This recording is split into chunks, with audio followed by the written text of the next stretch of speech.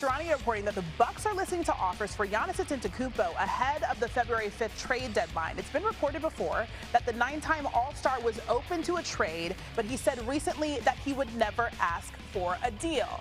We're now joined by the man himself, Charania. So, Shams, what more can you tell us regarding the situation between Giannis and the Bucks?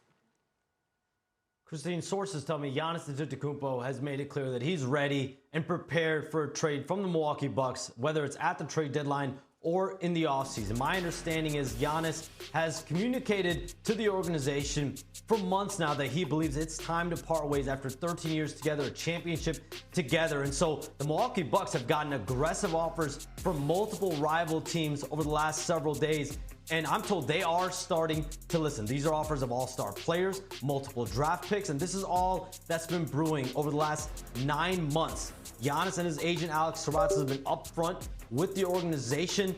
He wants to compete for a second championship, and the Bucks had sold Giannis on competing and contending in the Eastern Conference after waiving and stretching Damian Lillard for Miles Turner in the offseason. But this team is now 12th in the Eastern Conference. Charlotte has surpassed them in the standings, and the second half will mark mostly by where they're going to finish in lottery positioning more than whether Giannis will return for them with a calf strain 8 days to go before the NBA trade deadline. Okay, so you said that Giannis is ready whether it happens before the trade deadline or the offseason, but what is Milwaukee looking for to complete a deal for Giannis at the deadline? Christine, my understanding is the Bucks have indicated to rival teams that they would want as a price point a young blue chip talent player and or a surplus of draft picks. So the Bucks are already receiving these offers, dozens of offers. They're going to sift through them this week, next week. They have told teams, though, they are not in a rush. They could handle this as well in the offseason. But in all this, Giannis has a level of control here. Just like Kevin Durant a summer ago, Giannis is essentially entering an expiring year on his deal. Next season, the 2026-2027 season, will be an expiring contract essentially for Giannis, as he's going to be contract extension eligible this offseason. So that gives him a level of control to be able to tell teams, I don't want to go there, or I do want to go there, which in turn, a team will only give up what it will take for Giannis if he wants to be there long term. So he does have a level of control in all of this. All right, you see it at the bottom of your screen there. We're just over a week away from that deadline. You can catch more of Shams here on ESPN at 3 Eastern on NBA Today. Shams, thank you. Let's bring in 3-time NBA champion Danny Green. So, Danny, what is your reaction to Giannis being ready for a new home ahead of the trade deadline? I mean, I'm not shocked. Are you? I mean, this is something that's been kind of going on for the last couple of years now. Finally, he's come out to say it. But we've known there's been rumblings. He's been wanting to go to New York. He's been exploring maybe Miami, those type of situations. It's been time. The writing's been on the wall. It's just, finally coming to a head.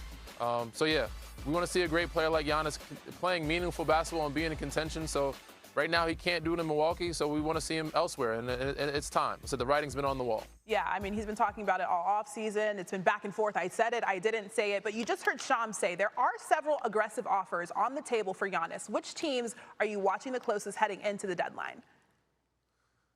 I mean, I like the Spurs for him. I think that's a great situation. Even in Houston, the teams that can trade for him and can win and contention aren't in a rush, though. Like the New York Knicks, for example, a team that he's talked about wanting to go to, quote unquote.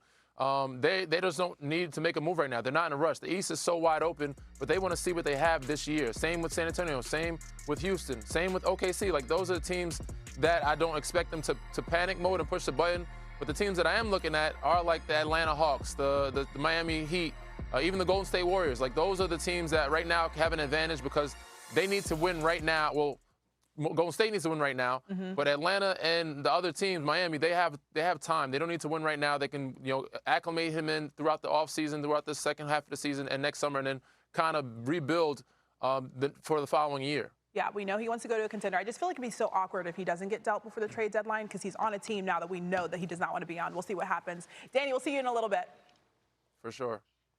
All right, we have so much more with you on SportsCenter. Let's get to the association as LeBron returns to Cleveland tonight for possibly his final game in his home state. The kid from Akron is now 41 years old and the NBA's longest tenured player ever, now in his 23rd season. James, who spent 11 total seasons with the Cavs, often shifts into an extra gear when he returns home. He's averaging 31 points, nearly 9 boards and 7 assists per game in Cleveland as an opponent, and owns 9-3 record in those homecomings. Let's welcome in Dave McMenamin, who has covered LeBron with the Cavs and the Lakers since 2014.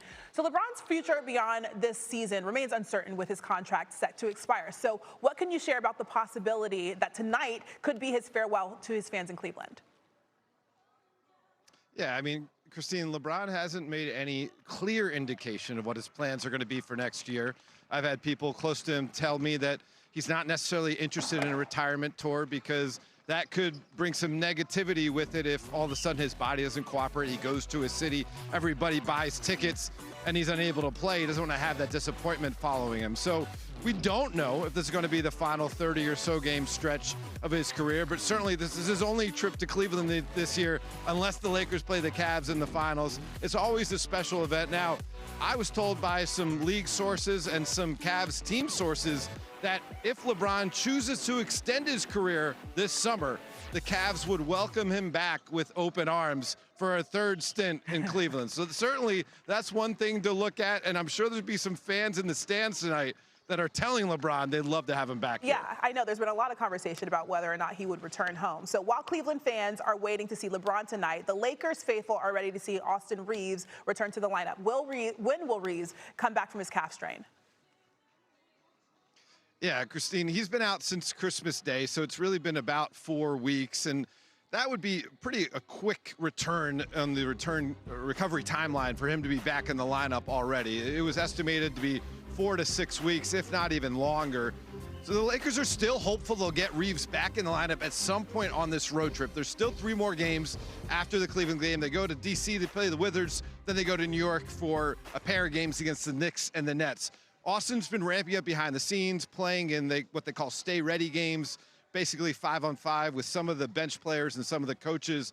And so far, there's been no setbacks whatsoever. But they just want to make sure he's completely comfortable by the time he goes into the lineup. So it's not like a stop-and-start type of situation where he plays a game or two that needs to rest because that calf isn't feeling fully right just yet. All right, so Dave currently has an article on .com about LeBron's most dominant season ever. He'll also be on NBA Today right after us at 3 Eastern. Dave, thank you. NBA analyst Danny Green is back with us. Let's talk about the Lakers a little bit more. So February 5th is NBA's trade deadline. It's approaching, and we've only seen Luka, LeBron, and AR appear in 8 total games together this season. As currently constructed, what is the Lakers' playoff ceiling? I mean, I think they can get to the Western Conference Finals, depending on the matchups. They're just a team that, when fully healthy, they can outscore a lot of groups. Austin Reeves is very powerful. Obviously, Luka, we've seen he's leading the league in scoring. And LeBron James is looking really healthy right now. But again, they'd have to have really good matchups to get there. But defensively, they need to figure something out. Their bigs, DeAndre Ayton was a good addition early on in the season. He approached the game. Right now, it's kind of up and down. So they need some consistency. It would be nice to see them make a move and try to get some length or some youth on the wing. But as constructed, I don't know if they have enough pieces valuable enough to get something like that's of significance. So yeah, I mean, they could still win and score, but Austin Reeves is the key, really. He's healthy and playing the way he's played before his injury. He could really help this group a lot. Yeah, they're certainly waiting to get AR back on the court. Let's talk about their opponent, the Cavs. They're winners of 7 of the last 10, and they're riding a 4-game win streak, tying a season high. So do you believe that Cleveland is finally turning a corner?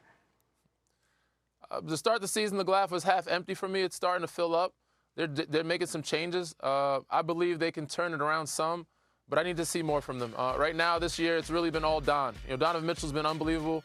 He could be an MVP conversation, but he's not because they just haven't won enough games. Too many injuries, too many guys inconsistent in and out. Evan Mobley was an all-star last year or so. Darius Garland's been an all-star in the past, and he has been out and hurt. So they need those 2 guys to be healthy and active and aggressive. And we just haven't seen enough of them this year. So we got to see more of them stepping up, being consistent, and also just Darius being in the lineup more often. Yeah, you mentioned those injuries. Evan Mobley, he's down with a calf strain, and they're still waiting for Darius Garland to come back from that toe sprain. So we'll see what happens there.